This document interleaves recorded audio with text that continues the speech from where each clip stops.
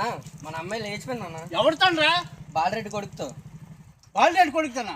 మన అమ్మాయి ఆడితే లేచిపోయిందా? ఆడు మన అమ్మాయితో లేచిపోయా? మన అమ్మాయి లేచిపోయింది. వెళ్ళి అయ్యగారికి బాగోలేదని చెప్పురా, దాన్ని తీసిరా. అలాగే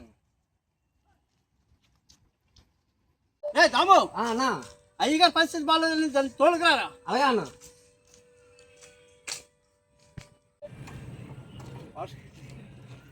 అన్నా రే తాము, అది మట్టుకు రాదని చెప్పకురా. అది విని గుండె తట్టుకోలేదురా.